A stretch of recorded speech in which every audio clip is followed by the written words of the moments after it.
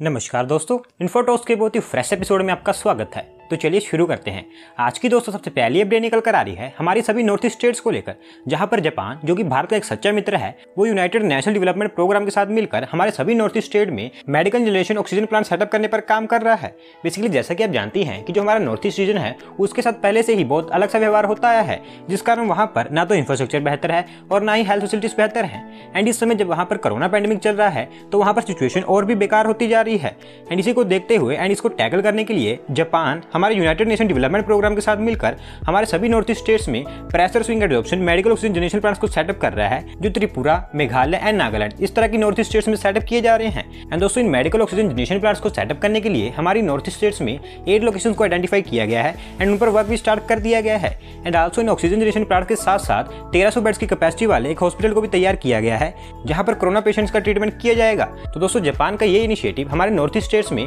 Health infrastructure को बेहतर भी करेगा और साथ ही साथ इस सिचुएशन में जहां पर कोरोना पैंडेमिक चल रहा है वहां पर इसको टैकल करने में काफी बेनिफिशियल भी होगा।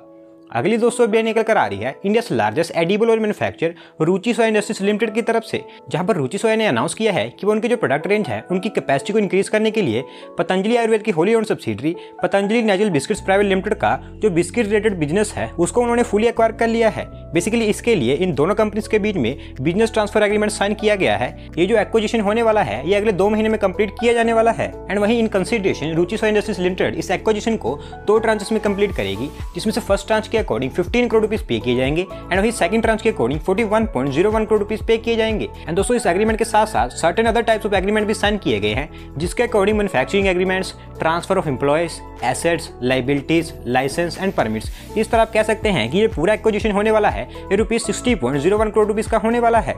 बढ़ते हैं दोस्तों अगली अपडेट की तरफ, जो निकल कर आ रही है हमारी national highway authority of India की तरफ से, जहां पर देश में हाईवे कंस्ट्रक्शन प्रोसेस को फास्ट करने के लिए हमारी national highway authority of India के द्वारा इस फाइनेंशियल ईयर 2021-22 में 4600 किलोमीटर ऑफ न्यू हाईवेज को कंस्ट्रक्ट करने का टारगेट रखा गया है। इसके लिए जैसे कि आप जानती हैं कि आज हमारे देश में 34 या 35 किलोमीटर पर डे की स्पीड से रोड का कंस्ट्रक्शन किया जा रहा है, जो कि वर्ल्ड में सबसे फास्टेस्ट है। एंड वहीं लास्ट ईयर हमारी national highway authority of India ने टोटल 4788 किलोमीटर ऑफ हाईवेज को कंस्ट्रक्ट करने का टारगेट रखा था, जिसमें टोटल 141 प्रोजेक्ट्स कंप्लीट किए जाने थे। लेकिन जैसा कि आप जानती हैं कि पिछले साल कोरोना पैंडेमिक के कारण 2-3 महीने तक हमारे देश में हाईवे कंस्ट्रक्शन एक्टिविटीज हो ही नहीं पाई थी, जिस कारण national highway authority of India के टारगेट कंप्लीट नहीं हो पाया था। एंड वही पिछले ईयर में हमारी national highway authority of India के द्वारा ओनली 4192 किलोमीटर ऑफ हाईवेज का कंस्ट्रक्शन किया गया था, जो उनको टारगेट को कंप्लीट नहीं कर पाए थे। एंड कुछ समय पहले हमारी national highway authority of India ने यह भी अनाउंस किया था कि वो इस फाइनेंशियल ईयर में 2.25 लाख करोड़ तक के हाईवे प्रोजेक्ट्स पर काम करेंगे। एंड इसी को देखते हुए नितिन गडकरी जी, जो कि हमारे union road transport and highways minister है, उन्होंने ये अनाउंस किया है कि उनके पास इस साल फंड्स की कोई प्रॉब्लम नहीं है।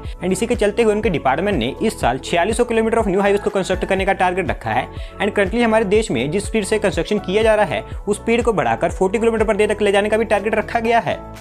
अगली दोस्तों अपडेट निकल कर आ रही है हमारे देश में रिसेंटली यूनिकॉर्न बने ऑनलाइन इन्वेस्टमेंट प्लेटफॉर्म ग्रो को लेकर, जहां पर यूनिकॉर्न बनने के बाद ग्रो ने डिसाइड किया है कि वो उनके नेटवर्क को एक्सपैंड करने वाले हैं। एंड इस पर्पस के लिए वो Gurugram based Indian conglomerate India bulls group की जो mutual fund related business arm है उसको एक्वायर करने वाले हैं। तो उस एक्वाजिशन के लिए India bulls group and grow के बीच में एक एग्रीमेंट साइन किया गया है, जिसके according grow India bulls group की जो mutual fund business related arm है उसको 175 करोड़ रुपीस पे करके एक्वायर करेगा। Basically India bulls mutual fund business arm 2 existing structures में मर्ज है, जिसमें से एक अल्टरनेटिव इन्वेस्टमेंट फंड है एंड वही second portfolio management services business arm है। एंड नाउ इन दोनों को डीमर्ज कर दिया जाएगा, जिसमें से एक को ग्रो के द्वारा एक्वायर कर लिया जाएगा एंड वही जो अदर होगी वो इंडिया बुल्स हाउसिंग फाइनेंस के अंडर में रखी जाएगी। बेसिकली हमारे देश में स्टार्टअप्स को प्रमोट करने के लिए security exchange board of India के द्वारा रिसेंटली अलाउ कर दिया गया है कि जो हमारे देश के जो डिजिटल प्लेटफॉर्म्स या फिर फिनटेक्स है वो म्यूचुअल फंड बिजनेस में भी एंटर कर सकते हैं। एंड क्योंकि रिसेंटली अभी ग्रो यूनिकॉर्न बना है तो उनके पास फंड्स की कोई प्रॉब्लम नहीं है, जिसके चलते उन्होंने डिसाइड किया है कि वो इंडिया बुल्स ग्रुप की जो म्यूचुअल फंड बिजनेस आर्म है उसको एक्वायर करेंगे। एंड दोस्तों इसको एक्वायर करने के बाद ग्रो हमारे देश का फर्स्ट फिनटेक बन चुका है जिन्होंने म्यूचुअल फंड या फिर एसेट मैनेजमेंट स्पेस में एंट्री की है। एंड इस एक्विजिशन के बाद नाउ ग्रो का जो एग्जिस्टिंग नेटवर्क है वो और भी एक्सपैंड होता हुआ देखने को मिलेगा।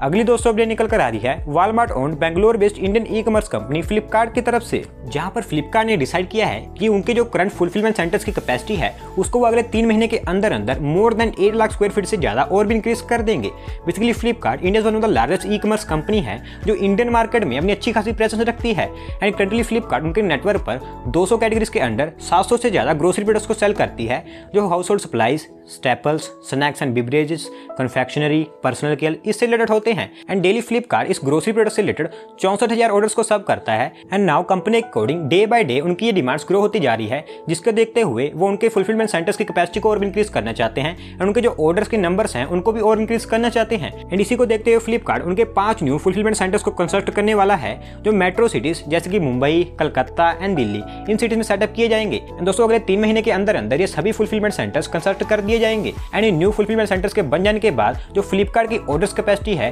वो 9,000 ऑर्डर्स पर डे तक और इंक्रीज हो जाएगी, जिसके बाद इनकी टोटल डेली कैपेसिटी होगी वो 64,000 से इंक्रीज होकर 73,000 ऑर्डर्स पर डे तक पहुंच जाएगी। अगली दोस्तों अपडेट निकल कर आ रही है हमारे देश की दो major telecom companies Reliance Jio and Bharti Airtel limited की तरफ से, जहां पर ऑलमोस्ट 6 महीने के गैप के बाद रिलायंस जियो इंफोकॉम लिमिटेड ने हमारे देश की other telecom company Bharti Airtel limited को सब्सक्राइबर्स ऐड करने में पीछे कर दिया है। बेसिकली लास्ट 6 मंथ से एयरटेल रिलायंस जियो से ज्यादा सब्सक्राइबर्स ऐड कर रहा था, लेकिन इस साल जो फरवरी का मंथ था उसमें रिलायंस जियो ने एयरटेल से ज्यादा सब्सक्राइबर्स को ऐड किया है, जहां पर रिलायंस जियो ने फरवरी मंथ में 4.26 मिलियन वायरलेस कस्टमर्स को ऐड किया है, वहीं भारती एयरटेल लिमिटेड ने 3.73 मिलियन यूजर्स को ऐड किया है। बेसिकली इंडियन टेलीकॉम इंडस्ट्री बहुत ही बड़ी है एंड करंटली इंडिया में मोर देन 300 से ज्यादा ऐसे यूजर्स हैं जो फीचर फोन्स को यूज करते हैं एंड उनके पास कोई भी हाई स्पीड इंटरनेट कनेक्टिविटी नहीं है। एंड इसी को देखते हुए रिलायंस जियो ने इस ऑडियंस को टारगेट किया था, जिसके लिए उन्होंने फरवरी में एक न्यू प्लान लॉन्च किया था जो कि काफी पॉपुलर भी हुआ था एंड इसी के चलते रिलायंस जियो को उनके बहुत ही सब्सक्राइबर्स ऐड होते हुए देखने को मिले थे, जो कि ऑलमोस्ट 6 मंथ्स के बाद रिलायंस जियो ने भारती एयरटेल से ज्यादा सब्सक्राइबर्स को ऐड किया है। एंड दोस्तों बात करें वोडाफोन आइडिया लिमिटेड की, तो उन्होंने 16 मंथ्स के बाद पहली बार